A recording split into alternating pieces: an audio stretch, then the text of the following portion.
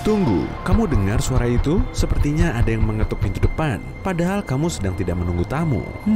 Mungkin itu cuma tetanggamu yang mau meminjam palu dan obeng lagi. Kamu bangun untuk turun, tapi kamu malah mendengar suara goresan logam di lubang kunci. Kamu berhenti, membatu ketakutan. Beberapa detik kemudian, kamu mendengar suara klik-klik dari pintu. Masalahnya, kamu tinggal sendirian. Pertama, pastikan dulu memang ada orang yang masuk ke rumah. Tapi kamu tidak boleh berisik sedikit pun untuk berjaga-jaga kalau itu pencuri. Lihat keluar rumah untuk mencari jejak. Adakah yang mencurigakan? Apa ada kendaraan tak dikenal di dekat rumah? Mungkin kamu bisa melihat jejak kaki atau jendela pecah? Apa gerbang pagarmu terbuka? Kamu mungkin bisa menemukan petunjuk di dalam rumah. Tapi berhati-hatilah saat mencarinya. Pastikan kamu tidak terlihat. Mungkin lampu di suatu ruangan yang biasanya menyala sekarang mati. Atau mungkin ada lumpur di lantai, padahal sebelumnya tidak. Dengarkan suara di sekitarmu baik-baik. Mungkin kamu bisa mendengar langkah kaki atau gerakan atau derit pintu. Tunggu, kamu mendengarnya? Sepertinya seseorang tersandung meja di ruang tamu. Oke, sepertinya memang ada seseorang di rumahmu. Jadi, langkahmu selanjutnya adalah berusaha keluar dari rumah agar aman. Jika memungkinkan, pergilah sejauh-jauhnya. Kamu bisa lewat pintu depan, pintu belakang, atau bahkan jendela. Jika agak berisiko, kamu mungkin ingin mencoba cara ekstrem lain. Nyawamu jauh lebih berharga dibanding luka ringan. Jika kamu tidak bisa melarikan diri, kunci dirimu di suatu tempat. Biasanya, sasaran pertama pencuri adalah kamar tidur karena kebanyakan orang menyimpan barang berharganya di sana.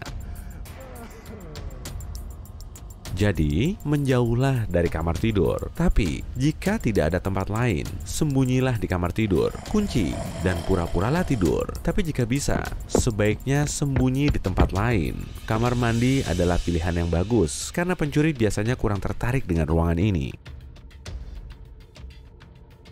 Sekarang, diamlah. Pencuri mungkin tak akan menghabiskan lebih dari 10 menit di rumahmu. Jika si penyusup tidak tahu kamu ada di mana, kamu tak perlu menghadapinya. Yang paling penting, kamu tetap aman. Jadi, jangan bergerak atau membuat suara apapun. Setelah kamu sembunyi dengan aman, segera lapor polisi. Ingat, saat menelepon, selalu sebutkan lokasimu terlebih dulu jika sesuatu terjadi dan percakapanmu belum selesai. Setidaknya polisi tahu harus pergi kemana. Jika kamu bisa melakukannya dengan lancar, coba perhatikan si penyusup secermat mungkin. Pastikan kamu mengingat tinggi badan, tipe tubuh, cara berjalan, warna rambut, jenis kelamin, usia, dan detail spesifik lainnya yang mungkin kamu lihat.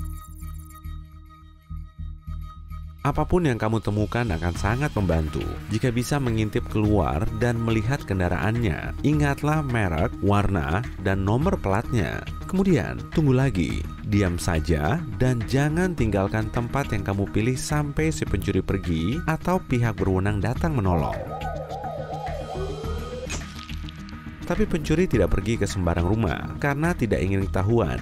Mereka memilih targetnya dengan sangat hati-hati, dan kamu bisa mencegah agar mereka tidak memilih rumahmu. Buat rumahmu menjadi ruang terbuka. Tanaman hijau membuat rumah sulit diamati dari luar. Jadi, pencuri memilih rumah yang punya banyak tanaman. Pastikan kamu memangkas semua semak yang menghalangi jendela dan pintu. Nyalakan lampu begitu malam tiba setiap hari, sepanjang tahun. Terangi semuanya, beranda, jalan masuk, halaman, baik di depan ataupun di belakang. Pertama, pencahayaan yang baik membuat lingkunganmu lebih mudah terlihat dan pencuri pasti menjauh. Kedua, pencahayaan membuat kesan ada banyak orang di rumah dan pencuri tidak ingin ada orang di rumah saat menjalankan aksi. Kunci semua pintu dan jendela. Banyak orang lupa menutup jendela kamar mandi dan pencuri sudah paham kebiasaan ini. Tidak boleh ada jalan masuk sama sekali. Jangan tinggalkan cara rahasia untuk masuk ke rumah jika kamu lupa membawa kunci. Kalau kamu tahu ada jalan masuk seperti ini, pencuri juga pasti tahu. Jika kamu punya pohon yang terlalu dekat dengan rumah, potong dahannya agar tidak bisa dipanjat untuk masuk ke salah satu jendela. Simpan peralatan dan tanggamu di garasi atau gudang terkunci. Jangan biarkan tergeletak sembarangan saat tak dipakai karena semuanya bisa digunakan untuk membobol rumah. Jangan menyimpan kunci cadangan di sembarangan tempat di luar rumah. Sebaiknya titipkan ke tetangga yang kamu percaya. Saat pindah ke rumah atau apartemen baru, ubah kuncinya jika memungkinkan. Pastikan pintumu terlihat modern dan aman. Pintu tua dan usang yang mudah dibobol menarik perhatian pencuri. Jangan buang salinan dokumen atau struk tidak penting begitu saja. Pencuri bisa memeriksa tempat sampahmu untuk mempelajari lebih lanjut tentangmu. Jadi, hancurkan dokumenmu menjadi potongan kecil sebelum dibuang. Jangan tinggalkan kotak TV plasma baru, ponsel mahal, laptop, atau jam tangan emas di dekat rumah. Jangan tunjukkan kesultananmu kepada siapapun. Pastikan nomor rumahmu terpampang jelas dan mudah dilihat. Dengan begini, pihak berwenang atau bantuan lainnya bisa menemukan rumahmu lebih cepat. Meski sudah memasang kamera CCTV, rumahmu belum pasti 100% aman dari sasaran pencuri. Kamera sangat berguna untuk menemukan pencuri setelah rumahmu dibobol, tapi tidak mencegah aksi mereka.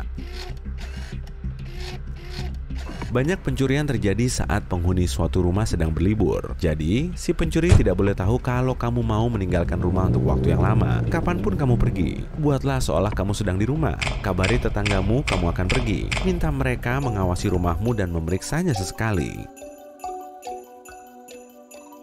Untuk memeriksa apakah suatu rumah berpenghuni atau tidak, pencuri seringkali memeriksa surat. Jika kotak surat atau pintu depanmu penuh surat, pencuri akan tahu tidak ada orang di rumahmu.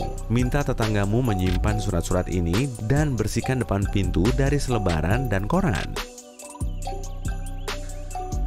Pencuri juga mungkin meninggalkan tanda di rumahmu. Misalnya, mereka bisa memasang potongan tipis dari botol plastik ke pintu. Jika masih tetap ada di sana selama 1 atau 2 hari, pencuri bisa tahu kalau rumahmu sedang kosong. Jadi, mintalah tetanggamu memeriksa trik seperti ini juga. Minta mereka sesekali memarkir mobil di depan rumahmu. Dengan begini, kamu terlihat sedang kedatangan tamu. Tapi jika tidak ada aktivitas di rumahmu selama berhari-hari, pencuri pasti tahu tidak ada orang di dalamnya. Kamu bisa mengatur timer untuk lampu, radio, atau TV agar menyala beberapa jam sehari. Kalau kamu pergi lama, buat pengaturan agar rumputmu dipotong dan disiram otomatis atau minta bantuan tetanggamu membersihkan halaman. Sebaiknya, jangan unggah foto liburanmu saat kamu sedang di sana. Pencuri punya media sosial juga dan bisa menggunakannya demi keuntungan mereka. Meski kamu punya akun privat, kebiasaan ini tetap berbahaya karena si pencuri bisa bekerja sama dengan penjahat yang paham teknologi. Mereka bisa membobol akun-akun orang kaya, mencari tahu kapan rencana liburan mereka dan memberitahu pencuri tentangnya.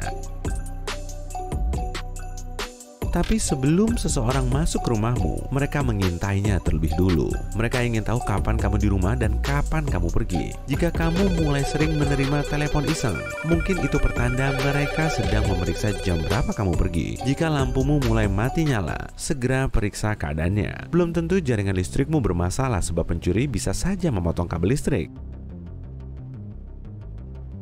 Perhatikan juga pintumu. Jika kamu melihat lubang kunci tergores atau kamu makin sulit membuka pintu dengan kunci biasa, mungkin berarti seseorang pernah mencoba membobol rumahmu. Segera ganti kuncinya. Pembobolan dimulai dengan ketukan di pintu. Jika kamu sedang ada di rumah, pelajarilah cara-cara untuk mengusir mereka. Berusahalah untuk tidak terlihat sedang sendirian di rumah. Kamu bisa berteriak misalnya, "Ada yang bisa tolong bukain pintu?" Ajari anakmu untuk tidak membukakan pintu atau hanya boleh membukanya jika ditemani olehmu.